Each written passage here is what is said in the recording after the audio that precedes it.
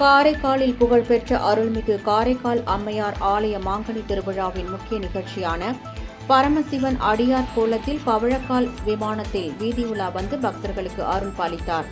புதுச்சேரி மாநிலம் காரைக்காலில் 63 நாயன்மார்களில் பெண் நாயன்மாரும் ஈசனால் அம்மையே என்று அழைக்கப்பட்டவருமான காரைக்கால் அம்மையாரின் வாழ்க்கை வரலாற்றின் ஒரு பகுதியாக ஆண்டுதோறும் ஆனி மாதத்தில் மாங்கனி திருவிழா வெகு விமர்சையாக நடத்தப்படுவது வழக்கம்.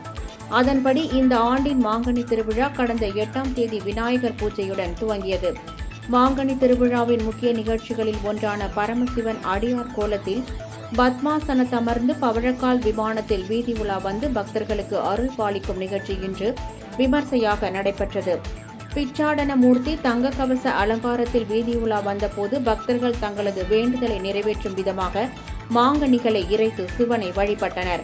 அவ்வாறு இறைக்கப்படும் மாங்கனிகளை பிடித்து உண்டால் திருமணம் மற்றும் குழந்தை பாக்கியம் கிட்டும் என்பது ஐதீகம். எனவே இறைக்கப்பட்ட மாங்கனிகளை பக்தர்கள் கூட்டம் சிவனின் பிரசாதமாக கருதி பிடித்து உண்டனர். சிவபெருமான் பிச்சாடான மூர்த்தியாக காரைக்கால் அம்மையார் இல்லத்தில் உணவு அருந்த செல்லும் நிகழ்வு இன்று நடைபெறுகிறது. மாங்கனி திருவிழாவை முன்னிட்டு மூலவர் அருள்மிகு காரைக்கால் அம்மையார் சிறப்பு அலங்காரத்தில் பக்தர்களுக்கு அருள் பாலித்தார்.